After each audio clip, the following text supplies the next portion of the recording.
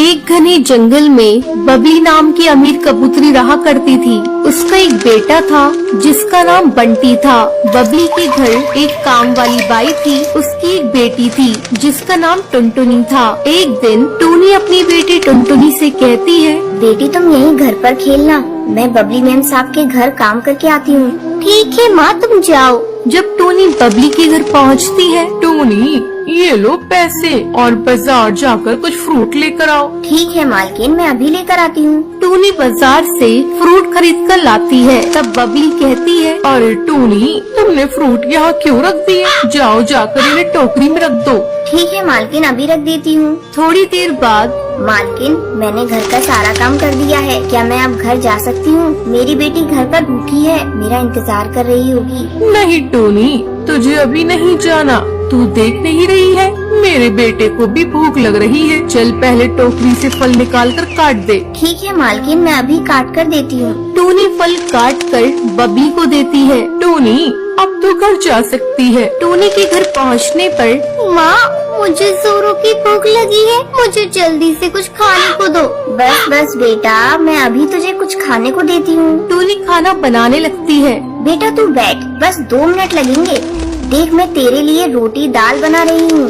हाँ माँ, जल्दी से बनाओ, मुझसे भूख बर्दाश्त नहीं हो रही है। टूनी टुनटुनी को खाना लाकर देती है। अगले दिन जब टूनी अपनी मालकिन के घर जाती है, टूनी कल जो तू सेब लाई थी वो सारे सड़े हुए थे।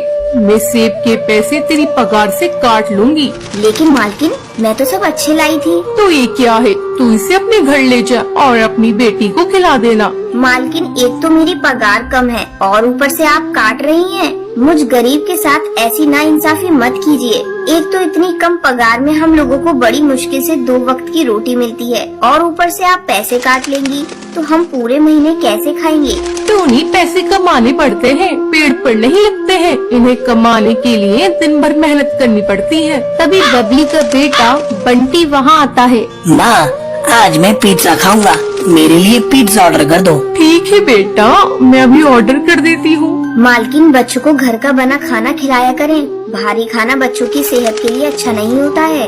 देख टूनी, तू मेरे यहाँ काम करती है तो काम से मतलब रखा कर और मुझे ज्यादा सलाह देने की जरूरत नहीं है। मेरे पास इतने पैसे हैं कि मैं अपनी बेटे की हर इच्छा पूरी कर सकती हूँ। तुम गरीब लोग हमें देख कर जलते हो, इसलिए कहते हो ये अच्छा है ये बुरा है। मालकिन मेरे कहने का मतलब वो नहीं था, मैं भी एक माँ हूँ, जानती हूँ बच्चों के लिए खाना कौन सा अच्छा है। मैं तो बस आपको बता रही थी, आगे आपकी मर्जी।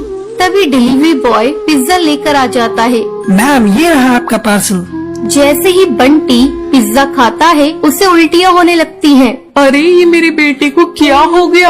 ये इतनी उल्टियाँ क्यों कर रहा है? मालकिन आप घबराइए मत, मैं अभी नींबू पानी लेकर आती हूँ। बंटी बेटा अभी ठीक हो जाएगा और आगे से बंटी बेटे को बाहर का खाना मत दीजिएगा। तू ठीक कहती है टूनी, मैं कान पकड़ती हूँ। आगे से इसे बाजार का कुछ भी नहीं खाने दूंगी, हमेशा इसे घर का बना खाना दूंगी। ये सुनकर टूनी खुश हो जाती है और अपने काम पर लग जाती है। ऐसे ही समय पंख लगाकर उड़ने लगता है। टूनी की बेटी टुनटुनी बड़ी हो जाती है। एक दिन वो पानी पीने के लिए नदी किनारे जाती है, जहाँ उसकी मुलाकात जंगल के सबसे अमीर पक्षी कड़कनाथ सेठ के बेटे से होती है।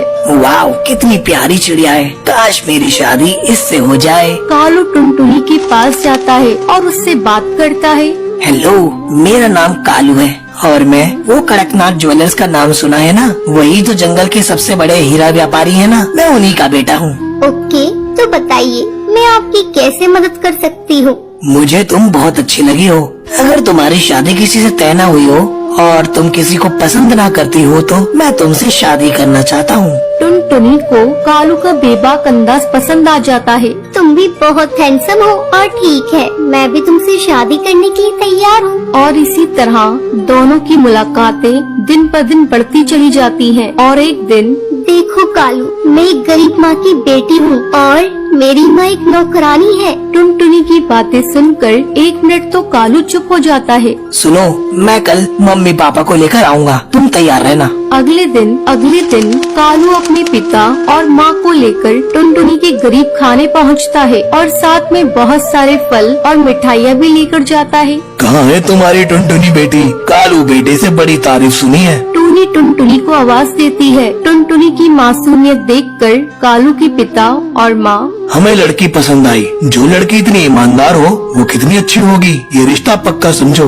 और ये लो नए घोंसले की चाबी। अब आप लोग वहीं रहेंगे। और फिर टूनी और टुनटुनी खुशी खुशी अपनी बाकी जिंदगी गुजारते हैं।